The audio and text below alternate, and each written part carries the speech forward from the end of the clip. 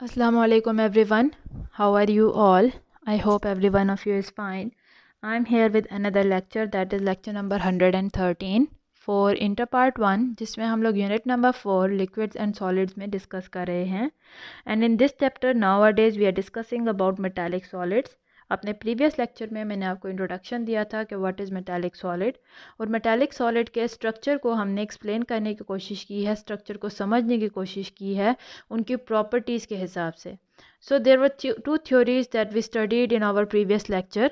First one was electron gas theory या electron pool theory. Second one is the valence bond theory, और दोनों में हमने समझने की कोशिश की है कि किस तरह से electrons are able to move freely in the structure of atom.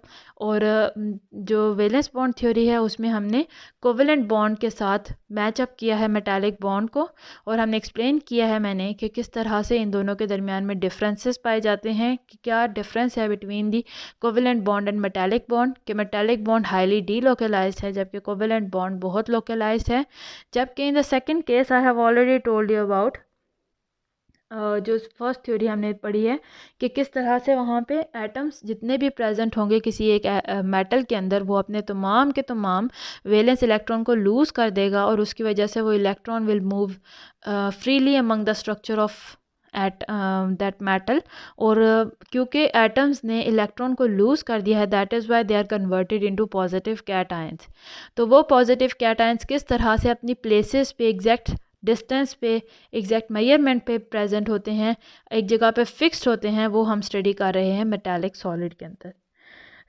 हमने दो अभी तक थ्योरी स्टडी की हैं. Then recently there was another theory that is molecular orbital theory.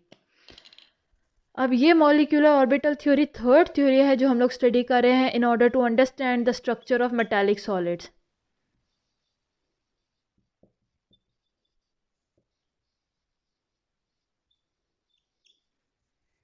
अगर बात करें मॉलिक्यूलर ऑर्बिटल थ्योरी की, तो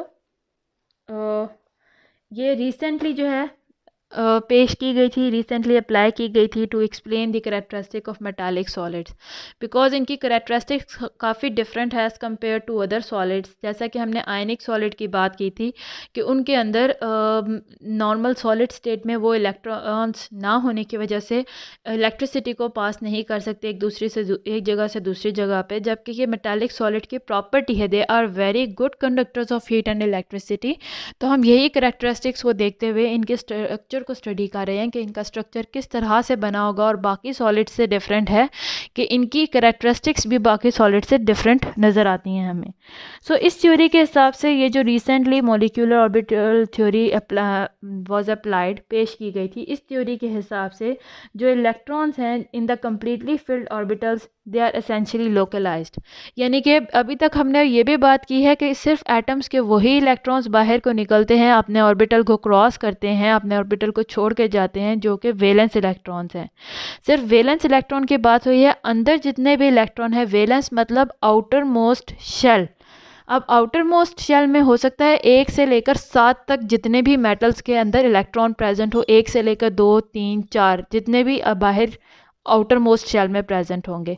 पर जब हम लोग स्ट्रक्चर स्टडी करते हैं किसी भी एटम का, तो हम देखते हैं कि ये सेवरल शेल्स पे मुश्तमिल होते हैं depending upon their atomic number. तो अंदर वाली शेल्स जो हैं, और जब फिलिंग होती है इलेक्ट्रॉन की, तो हमेशा अंदर से स्टार्ट होगी, मींस अंदर वाली सबसे इनर मोस्ट शेल सबसे पहले फिलअप होगी, फिर सेकंड शेल, फिर थर्ड शेल, फिर फोर्थ शेल, इस तरह से फिलअप होते हुए बाहर की तरफ शेल्स आती हैं. तो जब हमने कहा है कि इलेक्ट्रॉन्स दे कम आउट, सिर्फ ओनली वो वाले इलेक्ट्रॉन बाहर की तरफ आएंगे, अपने ऑर्बिटल को क्रॉस करेंगे, जो कि आउटर मोस्ट शेल में, जो कि इनकम्प्लीट शेल है, इसमें प्रेजेंट होंगे. वाइल जो इनर शेल के इलेक्ट्रॉन्स हैं, because these shells are completely filled up, so ये वाले इलेक्ट्रॉन यहाँ से अपनी शेल को क्रॉस कर नहीं सकते, अपने ऑर्बिटल को नहीं छोड़ के जा सकते. दे आर हाईली लोकलाइज्ड, वो सिर्फ अपने अपने एटम से बिलोंग करेंगे. जबकि जो एटॉमिक ऑर्बिटल्स हैं जो जिनके अंदर वैलेंस इलेक्ट्रॉन्स होते हैं, दे इंटरैक्ट और दे ओवरलैप ताकि डीलोकलाइज्ड ऑर्बिटल्स बन सकें। मींस ये जो बाहर वाले ऑर्बिटल्स हैं जो इनके अंदर वैलेंस इलेक्ट्रॉन प्रेजेंट है, इस शेल को हम वैलेंस शेल का नाम भी देते हैं। क्योंकि इनके ऑर्बिटल्स कम्प्लीटली फिल्ड नहीं होते, इसीलिए ये डीलोकलाइज हो जाएंगे, डीलोकलाइज ऑर्बिटल में कन्वर्ट हो जाएंगे ताकि इलेक्ट्रॉन यहाँ से निकल सकें और फ्रीली मूव कर सकें through out that metal structure. तो ये जो डीलोकलाइज्ड ऑर्बिटल्स हैं इनको हम लोग मॉलिक्यूलर ऑर्बिटल्स का नाम देते हैं। And they start extending according to this molecular orbital theory, they extend to the whole structure of the crystal lettuce.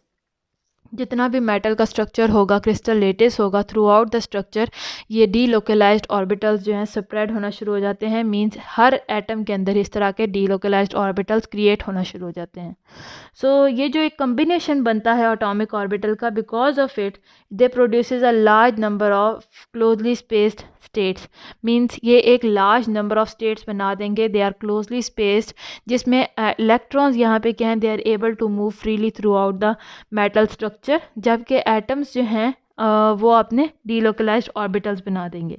सो इसको हम लोग कहते हैं कि ये जो स्टेट ऑफ एनर्जी होगी जिसके अंदर ये स्पेसिफिक स्टेट बना रहे हैं डीलोकलाइजेशन की वजह से, उस स्टेट ऑफ एनर्जी को हम लोग जो है बैंड ऑफ एनर्जी का नाम देते हैं। दैट इज़ वाई इस वजह से हम इस थ्योरी को, मॉलिक्यूलर ऑर्बिटल थ्योरी को, एक और थ्योरी के नाम से भी जानते हैं, बैंड थ्योरी। और बैंड थ्योरी के नाम से ये ज़्यादा मशहूर है बिकॉज यहाँ पे इलेक्ट्रॉन्स जो एटम्स हैं वो अपने आउटर मोस्ट शेल को डीलोकलाइज करने की वजह से डिफरेंट स्टेट्स बना देते हैं जिसके अंदर इलेक्ट्रॉन्स ट्रैवल कर सकें, और उन स्टेट्स को हम बैंड का नाम भी देते हैं, बैंड ऑफ एनर्जी। और इसकी वजह से इस ओवरऑल फुल थ्योरी को बैंड थ्योरी का नाम भी दिया जाता है। सो जो एनर्जी गैप होगा between two gaps, it will determine the property of metallic solid.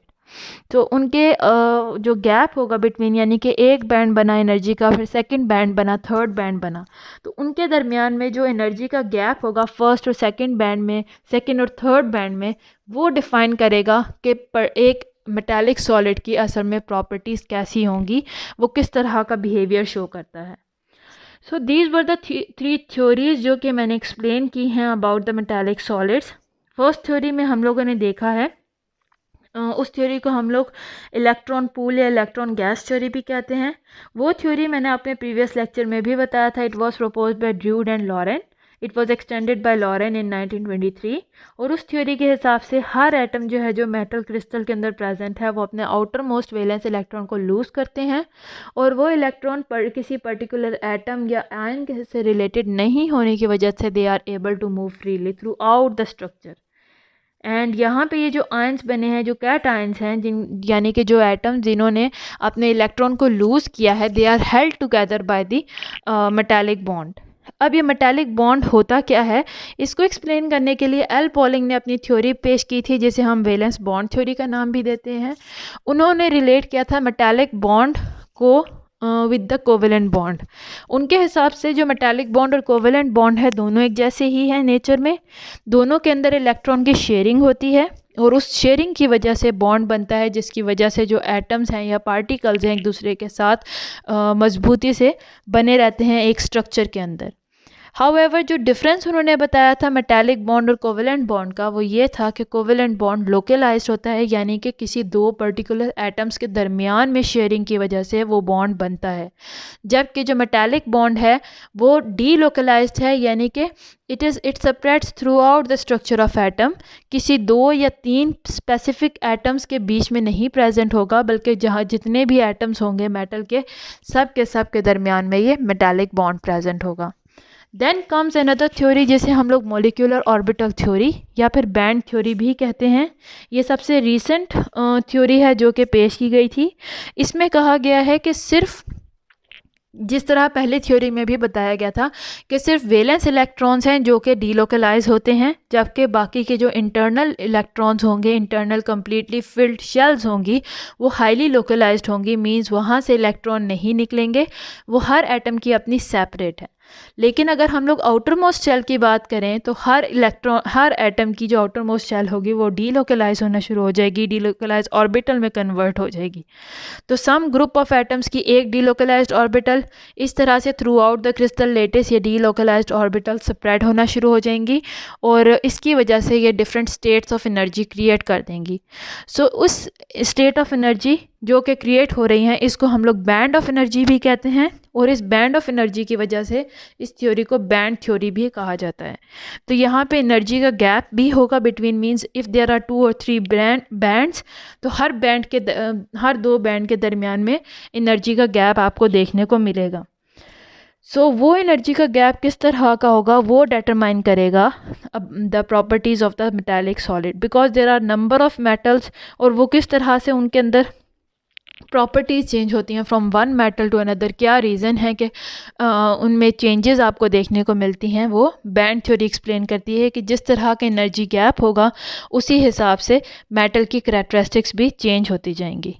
So this was all about today's topic, जिसमें हम लोगों ने मेटालिक सॉलिड का पार्ट 2 देखा है, जिसमें हमने मॉलिक्यूलर ऑर्बिटल थ्योरी या फिर आप कहें बैंड थ्योरी के बारे में स्टडी किया है in order to understand the properties, the structure of the metallic solid.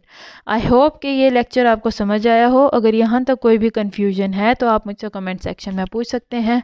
I am here to help you out and see you in my next lecture. Till then, अल्लाह हाफिज़, take care.